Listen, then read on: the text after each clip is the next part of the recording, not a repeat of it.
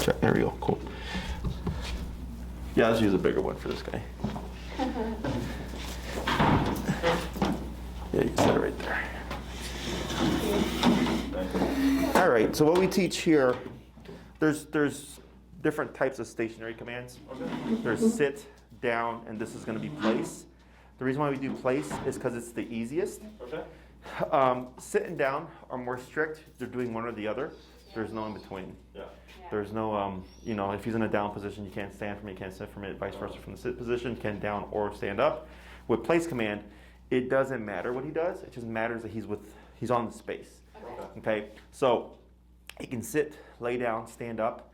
It's very lenient in that sense. It's just don't step off of it. Cool. So whenever I teach a don't move thing, I would just teach this instead because it's the simplest. It can be moved. So like let's say you use a dog bed or a blanket or something, and you want to go to the restaurant come springtime, and you want to bring them with, you just grab your towel, whatever it is that you use, plop it on the floor at the restaurant. Hey, place. He goes, he puts his butt, his butt there or whatever, and someone could come and pet him, and he can stand up, no biggie, because he's not breaking the command, right? But if you were to be in a down position and someone pets him and he stands up, now you got to correct them. So that makes it more work for the owner. So this is a lot easier in that sense. Okay. Any questions? If he's like in a place and he lays down and someone pets him, he can stand up and it's okay. Yeah. It's not breaking the rules. Cool. Yep. He can stand, sit, lay down, roll over for a belly rub and all that stuff. As long as he stays within this area here, he's golden. Cool. Okay. Right. In the home, you can apply it as well. Like I get dogs that like beg or whatever when their owners are eating and stuff, or when they're cooking, they're just kind of getting in the way in the kitchen. So they'll go and they'll place them somewhere, just keep them out the way. So it's got a few purposes. Also. For guys that just get a little bit too much freedom within the home, it's a nice way to just add a bit of structure without having to do anything outside, right? So here, like you saw the dogs on the treadmill, right? And I don't know if you've ever seen, but we've had dogs on the beds out here as well.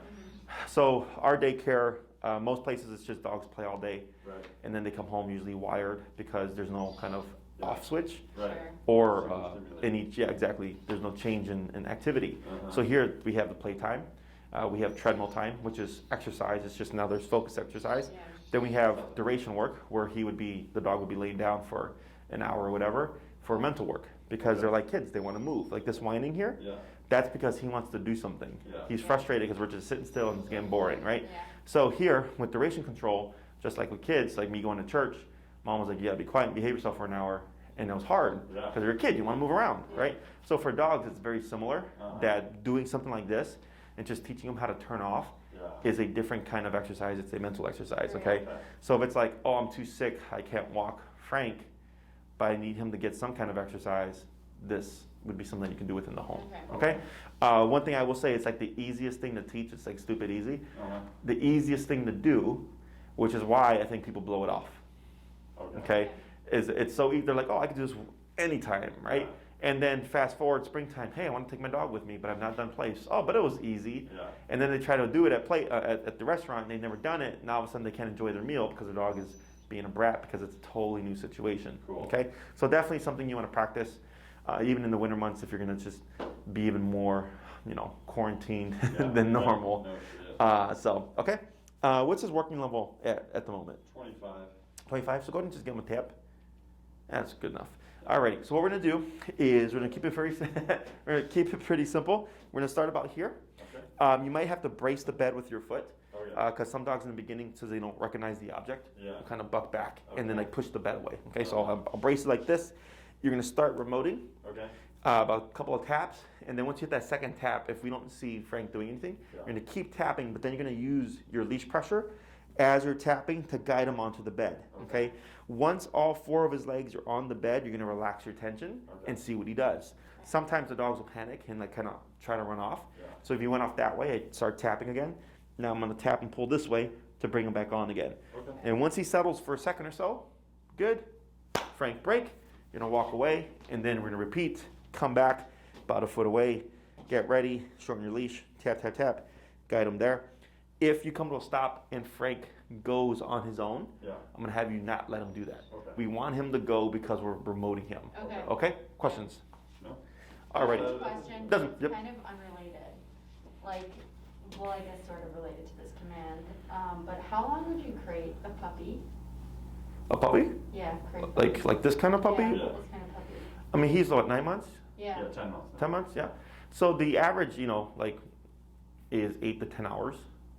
You know? Oh, I'm talking Like about like months, years, how many how long? months? Oh, how long? Oh, far along. Okay. Yeah. I do 1 year from the date that you got your dog. Okay. Really? So like if you got your dog at a year, Yeah.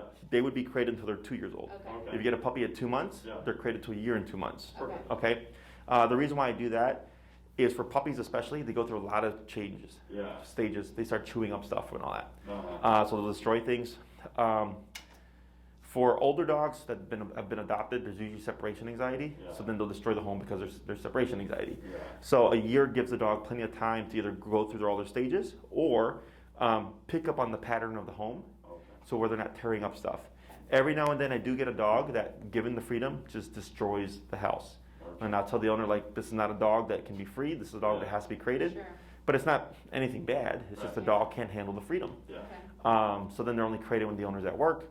Or if they need to be crated overnight. Like, I have no problem with it. Dogs sleep 16 to 20 hours a day. Yeah. You're just picking where they're sleeping for Uh-huh. part of those, Okay. Cool. part of that day. So, but yeah, that's my general rule of thumb, is a year from the date you got your dog. Right. Anything else? No, that's it. Alright, Frank, I guess your crate's gonna take off half our room for another Yeah. 6 months. Yeah, and a guy like this, if he decided to destroy stuff, Yeah, right, Yeah. would not There's no would not be stopping. good. Right, there's no stopping the carnage. Right, come on. Tip, tip, tip. Come on. Go and choke up a little bit.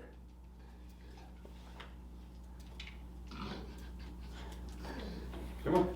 Pull, forward. There you go. Good. Yep. Wait a moment there. Good. Good. And then you're gonna say break and then just move backwards. Break. Break. Good. And we're gonna repeat that 4 more times. All right. Good boy, Frank.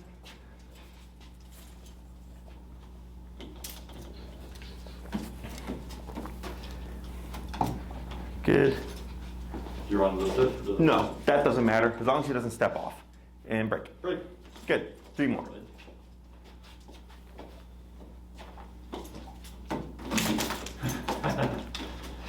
Good job. Break. Good.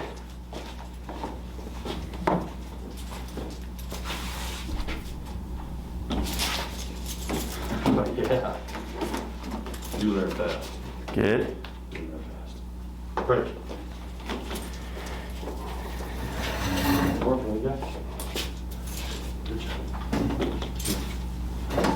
Come on. Tip.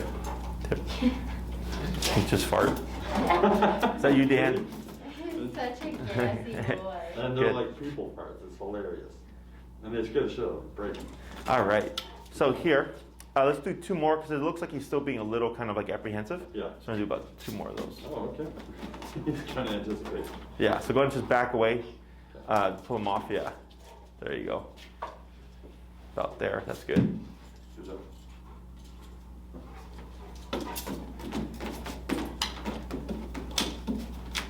Good.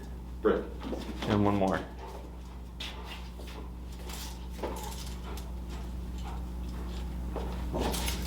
Good. I'm gonna pause right there. Very good. So what we're gonna do now is we're gonna do the same thing, except now you're gonna start moving around the bed. Okay. So like you'd walk around, you'll be on this side, tapping, and we're gonna start tapping first, and to see if he'll go with the taps alone. If he doesn't go by that second or third tap, keep tapping, and then pull in with that leash. Okay, so say it again. So I'm gonna come. He's gonna say it one more time. He's gonna start from the same spot, and I'm gonna come from the side. We're clearly struggling today. Oh my It's- god. I didn't even know what the options were when we got here. Yeah. So you're gonna do that same thing that you just did, Yeah. except you're gonna move to different sides. Oh, okay. You're gonna start tapping first, Okay. and if he doesn't respond by the second to third tap, you're gonna keep tapping and then use your leash to guide him forward, Got it. because we want him to respond to the e-collar without any guidance, ideally. Okay. Okay.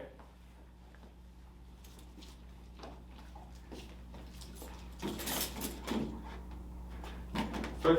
Good.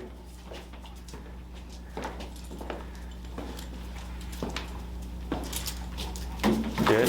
Were you tapping the whole time? Tap. Okay. Tap. Tap. Yeah, so keep tapping. Now use leash pressure to guide him back. Tap. There you go. Good. Wait a second. Tap. Tap. Good. Wait a second. Was he drinking too?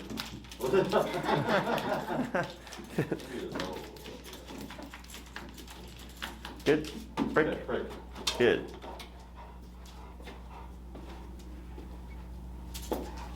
Good. Break. Good. Just a couple more.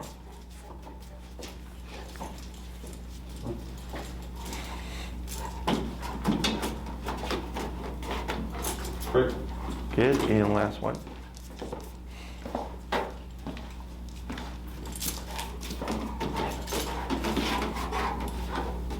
Very good.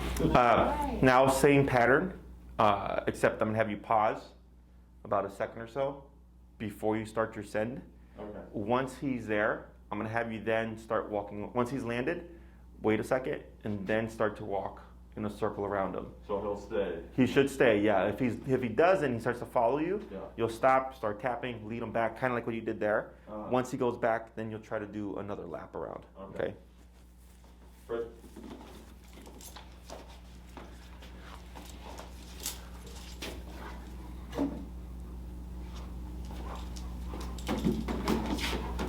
Good. Yeah, go ahead and walk around. Tap. Good. That's okay. As long as he stays within the space, it's okay.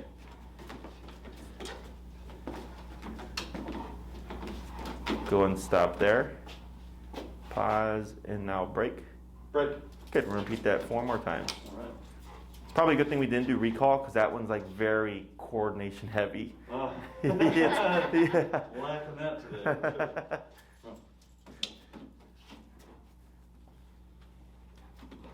Tap. Good. Tap. Tap. Tap. Good. Tap. Tap. Good.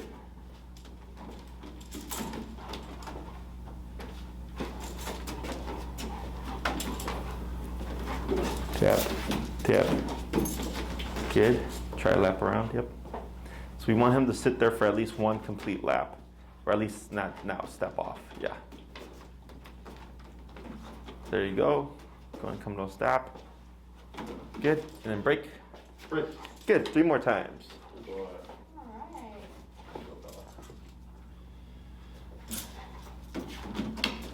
Good.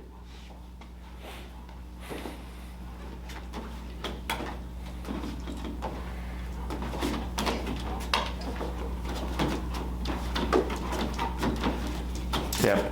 Tap. Yep.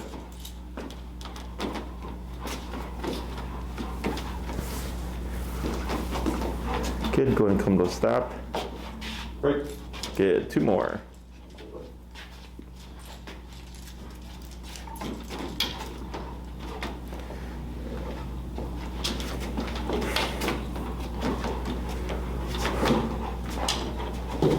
Tap. Is place the command in this situation? Okay. Yeah. So after Dan finishes this round of reps here, we're gonna start using the word. Okay, got it. Yep. Good. Last one.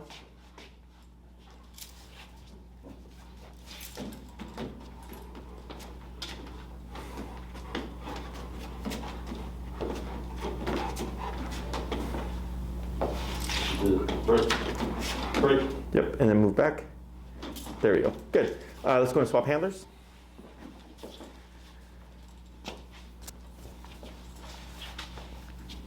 Good. And you're gonna start from that same stage here, where you're gonna just come to a stop, anywhere around the bed, about a foot or 2 away. So you walk, come to a stop, wait a second or so. If he tries to go, don't let him. Okay, hold him back. Wait a moment, then start tapping, and then if we don't see a response, then pull. Okay, because we're trying to, again, condition him to respond to the e-collar and not need physical direction each time.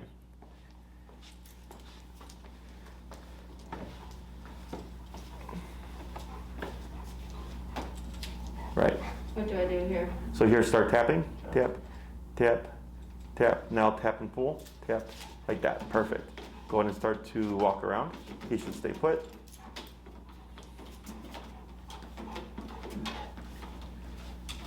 tap, tap. What's the number currently? The number is at 23. Let's go ahead and go to 30. Go ahead and walk around. Tap.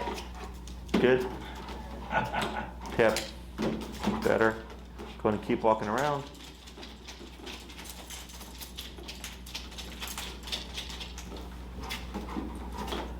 Go ahead and come to a stop. Then you're going to step back and brake. Break.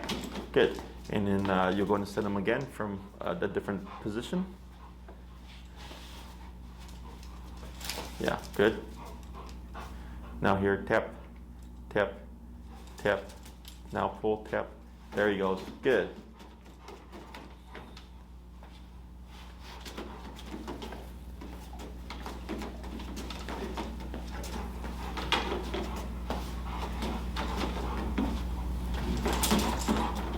Go and come to a stop and brake. Break. Good. 3 more.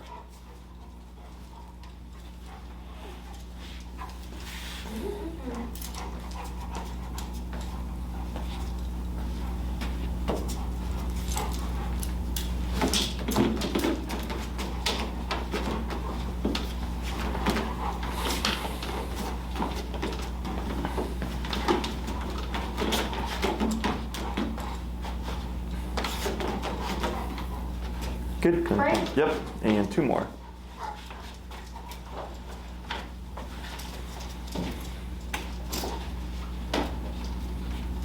There you go. All right, good.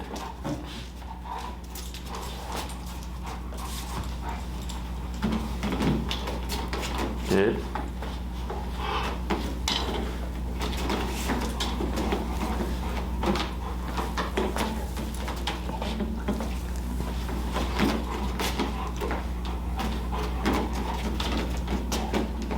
Break.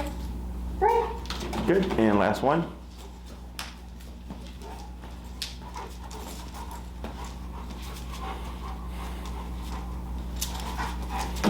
Good.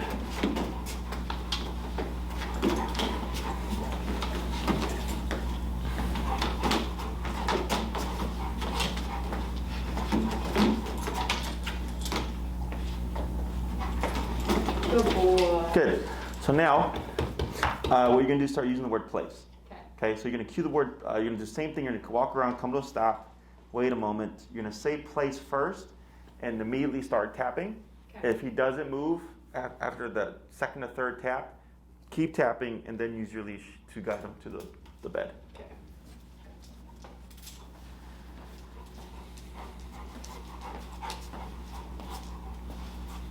Place. Good. Tap. Good. All right, here we go. Good. Break. Good boy.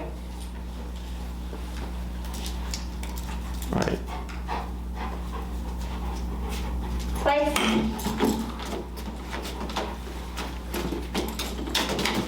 Good. Yeah, so tap, tap, lead him back, tap, tap.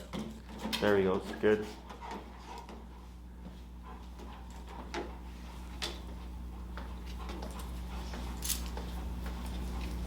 Break. Good. 3 more.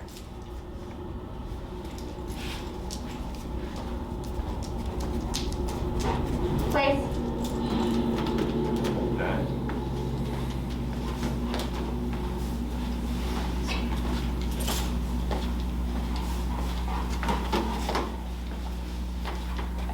Break. Good. 2 more.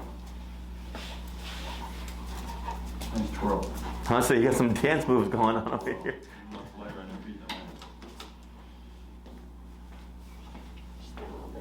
Yeah, I know. I'm gonna get you watching.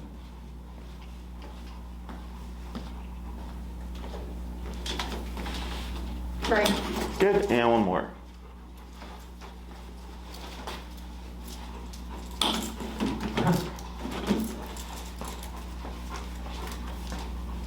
Place. Place. All right, good. Now here, once you complete this lap, go ahead and you'll keep your leash, and then you'll have a seat, and then Frank should stay on the bed. Okay. There we go. Cool. So if he tries to break forward, you won't say anything. You'll just start tapping, and then you'll use the leash pressure to guide him back. Okay? So questions about any of this so far? So what we're doing here is we're teaching the send concept. You know, when I say this, you go here. Because for the past couple of weeks, remote has meant walk at my side. Yeah. So then we're teaching them kind of the opposing or conflicting command of like, now you leave my side. We're wanting to start getting him to respond to the word and less on us. So most trainers, when they teach this, will like walk with the dog. And as they're walking, like about 2 to 3 feet away, they'd say place, and then they like lead the dog on. Yeah. And the problem I have with it is that it's whatever you do when you're giving the command becomes a part of the command. So then the dog kind of becomes reliant on you kind of walking them to the place itself. And I want to just say place and just the dog goes. So by removing that step, we're not creating any issues. So that's why I said start a foot away, remote, and you want him to go from here to there. So he himself is going, right? So then I can start moving backwards and teaching him to go to the place from a distance without having to like walk him there. Okay. So we start at the foot, then we go 2 feet, then 3 feet, then 4 feet. Usually people work around 4 to 6 feet. That's like the norm. Okay. For your physical distance from the place. Correct. Okay. Now, that's what most people do, because the more advanced you want it to be, the more work it's gonna be, right? Okay. So like I had one guy who had like I think a 2 to 3 floor home, and he had one place in the home. And he's like, I want to be able to send my dog to this area from anywhere. I said, sure, but you're just going to have to start close and then practice and work your way backwards, including work your way up the stairs, 2nd floor, 3rd floor, basement, whatever it was, to go to this area, okay? But he's like the only person who's ever cared enough to want it to be like that advanced, right? Most people just go, I want to send my dog when I'm in the room and then not worry about them leaving. So it's usually about a 4 to 6 foot distance. If you want to be able to send from like other rooms within the same floor, you know, you just again work backwards, where you'd be sending them from like the bedroom, from the kitchen, all that stuff. And if you're using the same place, it does make it easier because he will learn to recognize that one spot within the home. I have clients that might have a place in the living room, dining room, and bedroom. And like if you're in the bedroom and you say place, he'd go to that one. Cool. If you said place in the living room, he'd go to that one. Okay. He wouldn't go to one in the kitchen. Right? They tend to be context based. Okay. You can also have more than one place within a room, but then if you did that, you'd have to either have separate words or a very clear visual. Like if I point over here, you go to that one. If I point over here, you go to that one. Okay? Most people tend to have just the one within the home, within the room. Or they'll have one within the home that they'll move from room to room. So then the dog will learn to recognize the object. Right. So if you're using the same dog bed and you bring it from the living room to the bedroom and you said place, he's like, oh, place is this object, right? Yeah. So how he learns it is just dependent on like how you go about using it. Mm-hmm. There's no right or wrong, it's just whatever's gonna be applicable to you. Okay. Place can be anything that has a perimeter. So like I wouldn't point to the corner and say place because there's no end to it coming this way. We have 2 walls here, but coming this way, where does it end? Yeah. Here, he's got a very clear defined area that he can stay within. Cool. Okay, so it can be a blanket, it can be a towel, it can be a dog bed, it can be an ottoman, it can be a couch, it can be a human bed. Yep, there you go. As long as it has a perimeter. Okay, so like I've had clients that would keep a towel in their car, so when they go to a restaurant, they would just plop it on the ground and go place, and then the dog would learn that every time they would see that, they would go there. Cool. Or they would bring like a travel bed or whatever. Had a lady use a yoga mat. So whatever, as long as it has a perimeter.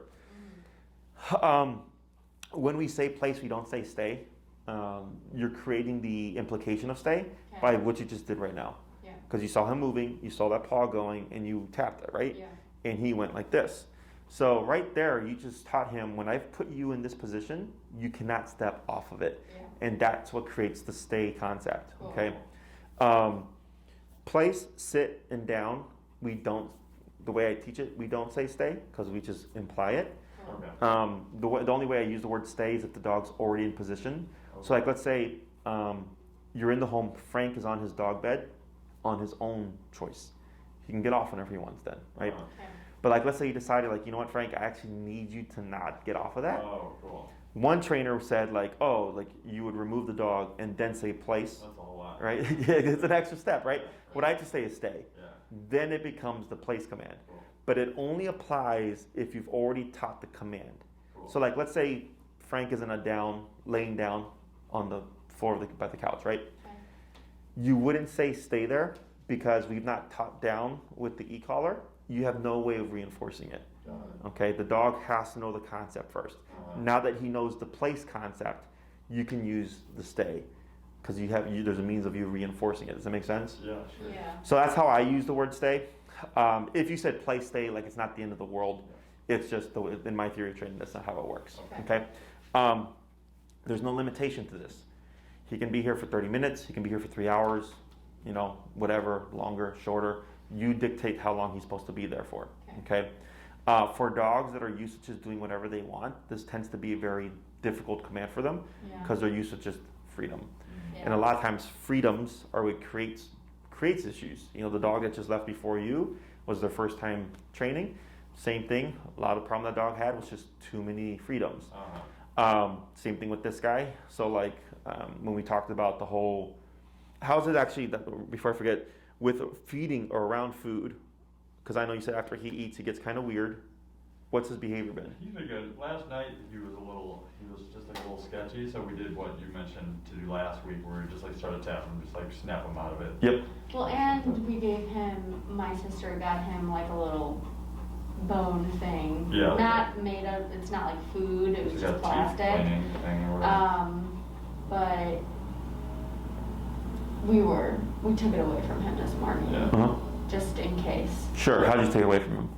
He was distracted by something else. He Sure. wasn't like guarding it, just snapped it up, Yeah, yeah. put it away. Yeah. Gotcha.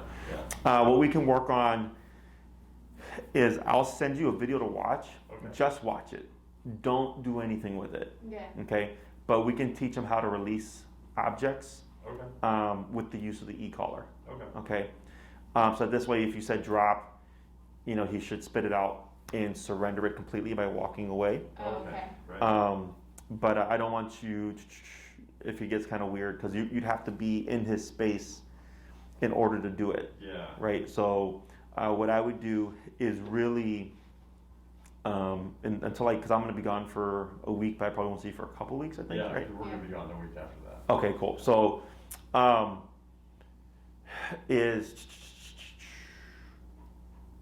so yeah, I want you to be able to at least condition the snapping him out of that weird mindset, Yeah. Uh-huh.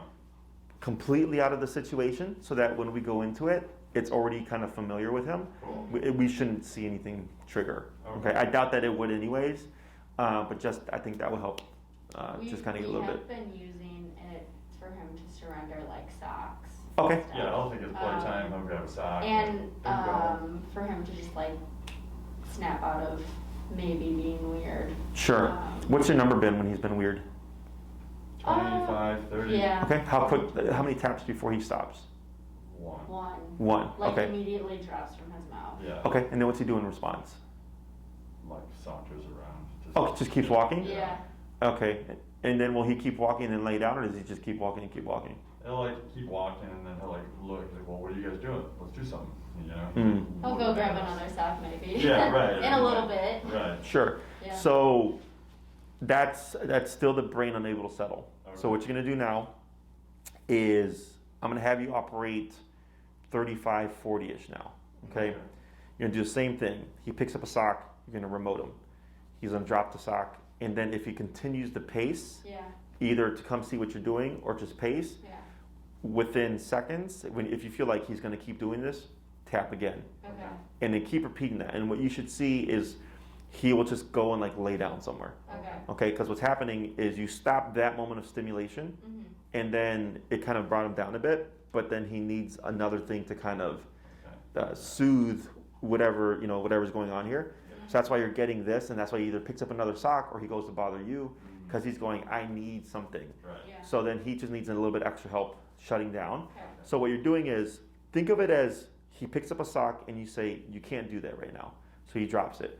And then he's walking around, and you're thinking, he's going to keep walking around. Yeah. And you tap him again, you're saying, don't do that either. Yeah. And then he might keep walking around, and then again. Yeah. And then finally, you'll see, like on the third or fourth tap, he's going to just lay down and settle. Okay. Now he's going, all right, if I can't walk around and pace, and I can't pick up socks, and I can't bother dad, what's left for me is just to relax. Okay? So, and then what you should start seeing is when you start remoting him now for stuff, is he's going to drop it, whatever he's doing, and then walk off and just settle. Cool. Okay, which should then prevent anything else from coming after that. Nice. Yeah, so this command is meant for extended use.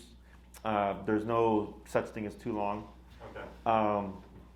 Most people usually do if you're, and think about like how you would apply this. Yeah, So if you I ever, was going to ask. Sure. So like, I think he really struggles when people come over to our place, Mhm. because typically it's not like a common occurrence. Mhm. Right. And he gets really rowdy. So like in preparation for that event, could we put him in this place Mhm. while someone comes over? Technically, yes. Okay. Okay, so I'm But gonna- you wouldn't recommend that? There's two different ways of going about this. Okay. Okay, there's no right or wrong. It's just like what works best. Okay, Let's say 5:30 guests are going to come over. yeah, 5 o'clock, he's already here. yeah. Okay, people tend to wait for the problem to already be happening. Right. But here we can plan ahead. So you already have them here, and you'd have your leash on in the beginning because you're going to need extra. You might need help to Okay. rear him back, whatever. And let's say, is it like a buzzer or do they knock? No. Just I like when mean, people we're come in usually the just door. letting them in. Okay, so what you Yeah, want to do okay. is actually add a defining line there, Okay. because one, people just coming in for dogs can be too. Triggering. Yeah. But also, like, as he matures, his mentality is going to change. And you might find, like, at a year to 2 years, territorial mindset starts to kick in. Oh, okay. And, like, for instance, I did a consultation where the dog bit the ant. And, I asked a lot of questions. I was like, has he ever met the ant before? They're like, only a couple of times. And I was like, did the ant knock or just come in? They're like, she just walked in. I'm like, that's why your dog bit your ant, because to the dog, it's just intruder. Okay. Okay? So, same thing for any dog. And that was a Yorkie, by the way. Oh, wow. Just so you know, yeah, it was a Yorkie. Yeah. Yeah, and, yeah, vicious Yorkie. Yeah. And he got her pretty good, but I told him that's like a valid bite in the dog world. Yeah. So, like, because it would be my friend coming over. Right. So you're not threatened by it. But for him, He he doesn't think that way, yeah. right? He's just like, I know in our house, it's mom and dad and me. Yeah. You're outside of that 3, so I don't trust you, okay? Yeah. So what I would suggest is from now on, if your guest is coming at 5:30, he's already placed at 5 o'clock. Yeah. He's leashed up with everything. Your guest comes and they knock. So now it's going to trigger him. Right. And he's going to want to go to the door. So now you have a very clear-cut time to correct him, to bring him back so that you can open the door and he doesn't just tackle your guest, Yeah. okay? Because if they just walk in and he goes, hey, they're here, and he goes to tackle them, like there's no warning there for you to pick up on Right. to correct and prevent preemptively, okay? Your number may change because to get him to contain, I'm assuming like he's super friendly with your guests, or does he get like a little? Oh, he's just He's super overly excited, but he's so friendly, huge. Yes, that- yeah.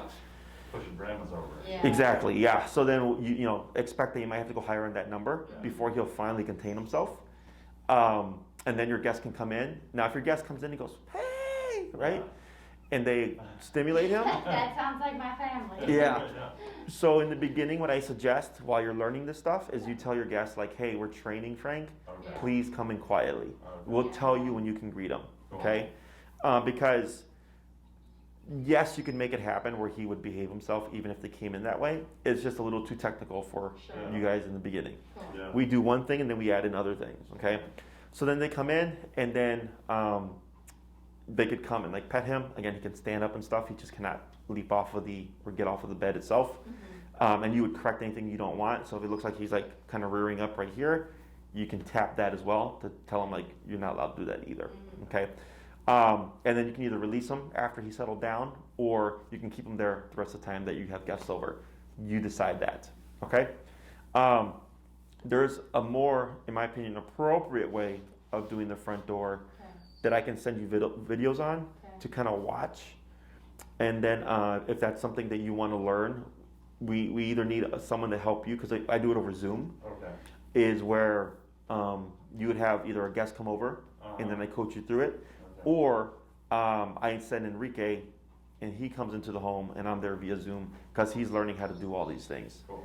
Okay, but you technically have this option. The only problem I have with this is if you release him, what do you think is going to happen? Yeah, he's He's going to jump. Yeah. Regular back to normal. Yeah, because here this is physical containment. Right. Nothing's happening here. Okay. Okay, so he's going to still be excited. So when you release him, all that excitement's going to come out. Okay. The other approach that I like to do is what calms the dog down, so that because jumping isn't the problem, it's the overexcitement. So once you address the overexcitement, we shouldn't see jumping. Okay, but you can also use this tool. Like let's say somebody just come in unannounced and he's jumping all over him. You would remote to when he jumps to teach him jumping has consequences to deter the behavior. Okay, so I'm going to point out something here. I've been talking about 10 minutes. Yeah, and he's been sitting here this whole time. Yeah. What does that tell you? He's learning. What else? Look deeper. Does he seem relaxed? No. Why not? He's waiting for us to release him. I see that. What else? What would a more relaxed dog look like? Laying down. Laying down. Yeah. He's been sitting this whole time. Yeah. Okay, so that means something, because earlier when you said that brain having a hard time to settle, this is a very challenging thing for dogs that just need constant movement. Okay. So we had a black Russian. Are you guys familiar with black Russian terriers? No. They're huge. They're 150-pound dogs. They're like they look like schnauzers. Oh, cool. Okay, giant schnauzers. So this lady had a year-old unneutered, 150-pound black Russian terrier. Yeah. His name was Jaeger, and he was here for 4 weeks.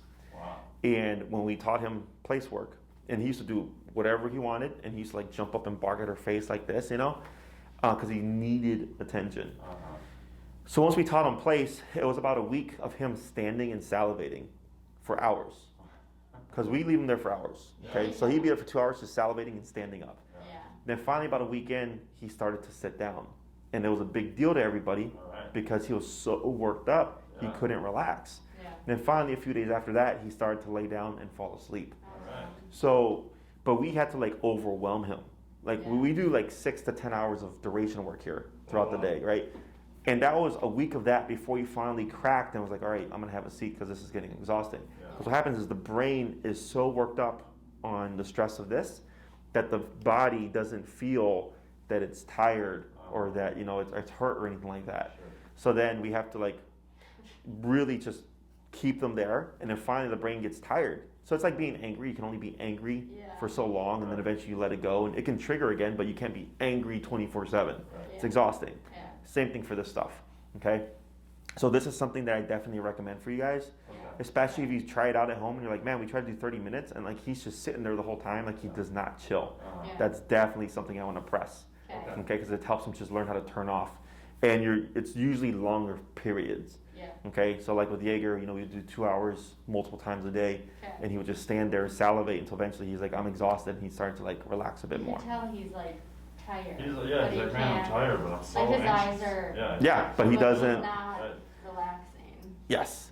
He's looking me dead in the eye. So so this is a great exercise for these dogs that have like a hard time just turning off. Okay. Great. Questions about any of this? No. So what I'm going to do is I'm going to move, and I'm going to have you stand up. Okay. Assume that he's probably going to try to break off. Yeah. Okay. In which case you won't say anything. You're just going to start remoting, and then leading him back, and then you'll do like another lap around. You'll come to a stop, and then cue the break, and then we'll move on to the next part. Okay. Questions? What do you got that they're ready No. 30. Alrighty.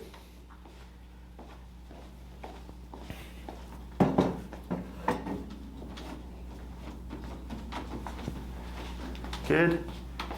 Break. Excellent. Boy. So now what you're going to do, same process, but I'm going to have you step back a little bit further. I'm going to have you try to send them from about 2 to 3 feet away. So that's about 2 to 3 squares away from the mat itself. All right, I'll do a circle and then I'll say the word. Yep.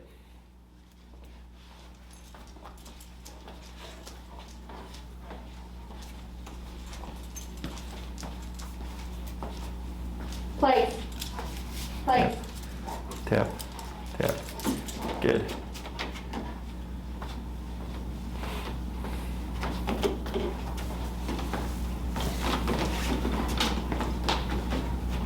Break. Good. 4 more.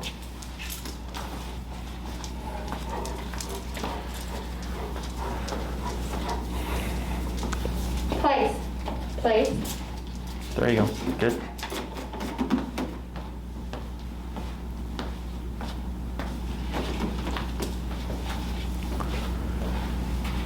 Break.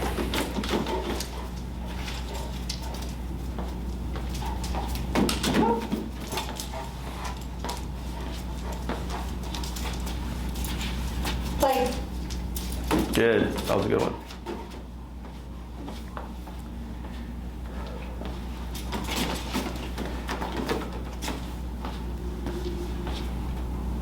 Break.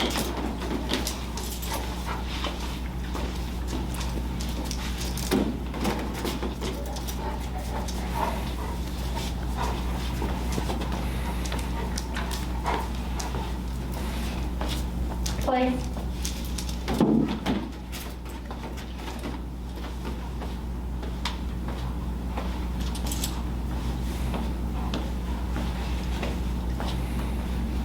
Break. Good. One more.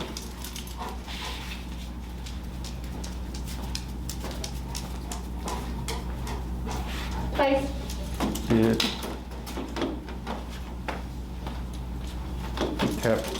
Tap. And then walk towards the bed. Yep. Tap. Place. Tap. There you go. Good. I'm going to pause right there. Good. So all we're doing here is same concept, but now we're bringing it further back.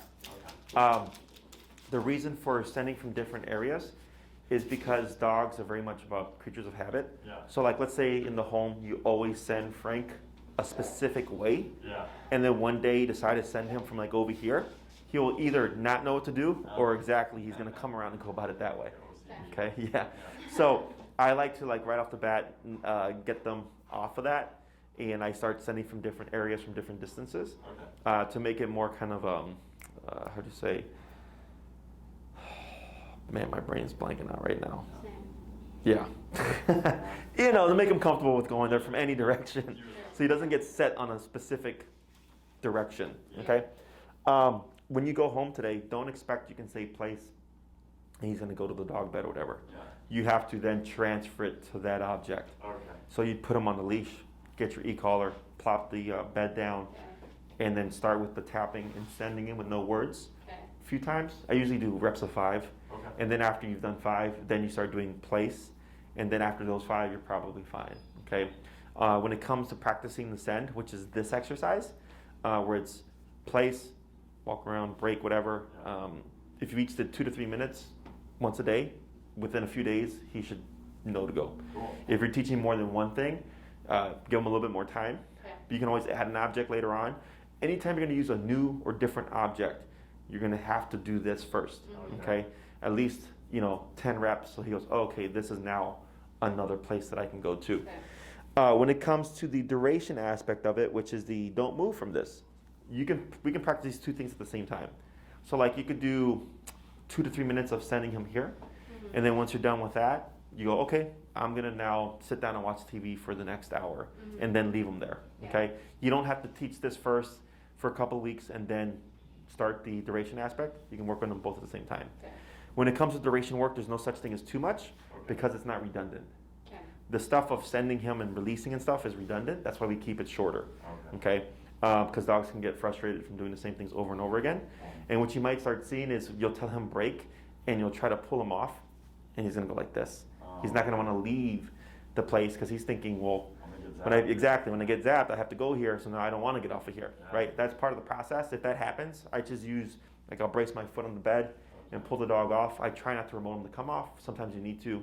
That's fine as well, okay? Let's say you say place, you send Frank there, and then an hour later you say break, and he doesn't leave, right? Technically, he doesn't have to. Break means you're done. So he could decide, like, I'm going to just chill here for another hour, or he might decide, okay, cool, I'm done, I'm going to walk off now. Either one of those are fine. It's only during when you're doing the repetitions that saying break and him actually coming off is needed because you have to repeat the process. Sure. So questions about any of this? No? I think so. In the beginning, what I suggest is starting off close. So like, let's say you have the TV with the couch set up. You can bring up his bed, put it next to you. Frank, place. You're holding onto the leash. You sit down and you watch TV for an hour and a half. Okay? So because you're not going to be doing anything. Right. Then every time he tries to get off because he's going to get bored, or he might start whining, right? You would correct that. Okay. And then when you correct it, expect that he might flush off of the area itself because he's going to get confused. It's part of the process. So then, let's say you're sitting down watching a show. He gets up 20 minutes later. You immediately start tapping. We do not say place again. You just correct him. He should do what he did earlier, which is take a step back onto the placemat. And then you continue watching your show. That's where you start to teaching the stay aspect. Okay? Are we going to start off with like shorter periods of time? You do as long as you want. As long as we want. Okay. Yeah, because, so let's say you go home and you're like, we're going to put on a movie for 2 hours. Yeah. And you want to practice it, right? Exactly what we're gonna do. Just make sure he's got his equipment on, Okay. and then the leash is easily accessible Okay. in place, and just watch your show. Okay. And then every time he gets bored, you just tap him, bring him back, no words, go back to watching your show. This is awesome. Okay? Yeah. So we start close first because it's less work. Okay. And then you start to work with him being further. So usually, like let's say you're drilling this every day. Yeah. Week 1 is dogs here. Yeah. Okay? When you get up, if one of you is going to stay, that's fine because they can reinforce him not moving. But like let's say it's just you by yourself. If you're going to get up and leave the room for anything, what you'd want to do is release Frank first, then get up and walk away. Okay. Because if you stand up and then release him, he's going to think every time you stand up, you're going to release him. Okay, I'm sorry, what sequence should we? You're going to do release, then stand. Okay, thank you. Not stand, then release. Yeah. Okay? Okay. Yeah, so because then he's going to think every time you stand up, I get to go free. Right, right. And we don't want him to learn that pattern. Right. Okay? Okay. So then you'd come back, you would replace him if you'd like, or he could be done. You decide, right? Okay. We do that for the first week. Then for the second week, it would be place, I can get up and walk away, he doesn't move. Because you've already done a week of Okay. practice. Cool. Okay, great. And then we move to, okay, now I'm going to keep you 4 to 6 feet away from me, still with the leash, and I'm going to get up and move and watch TV and all that stuff. You can't move. And then the next week is even further. Then finally, if you've really drilled it out, you can remove the leash, and he has a spot in the corner of the room or whatever where he doesn't move. Okay, but we have to build it. A lot of people tend to try to jump ahead, and they're like, oh, the dog keeps like, getting off of bed, and I got to walk over there and correct them. I'm like, yeah, because you're on week 1. Like, this is why I said don't do it this way. Because then you're walking constantly back and forth, Yeah. correcting the dog. Right? So we gradually build to that. Okay. If you feel like he's not getting the concept of staying, you're probably too low. Okay. Okay. Okay. Because it applies, yeah. Anytime you see the dog pushing something, pushing something consistently, and it just feels static or like it's not getting better, maybe it's getting worse, is you're too low. Okay. So like I have another client whose dog is he's very drivey, very prey driven, also very physically tough. Okay. He's like in the 90s range. That's his Wow. normal number, okay? Ew. Inside the home, his number was 30, 40, and they were complaining that he still wouldn't stay. Okay. And I was like, go 50, 60. Okay. And then finally when they hit 50, 60, they're like, oh yeah, now he doesn't move. Oh, Okay? And then 50, 60 for a dog not to move is from experience, very high, right? But that's just the dog he is, Yeah. okay? So if you're like right now when you did 30, he like stopped, he's like, whoa. Yeah. Like that seems fine now, right? Yeah. The real test is gonna be when you practice this, just keep track, like, hey, every time we do 2 hours, he always tries to get up 5 times. Okay. It's not getting better. Yeah. We bump it. Okay. And eventually, once you find that number, you're gonna send him, and he's not gonna move for 2 hours. Cool. That's how you know when you're at the correct number. Okay. Okay? Other questions? That's it. Maeve was asking if you do like defense training. Do you do like? Oh, protection work? Yeah.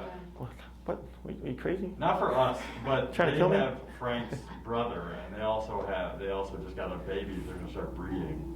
Oh, okay. They were- I know how to. I don't. Yeah.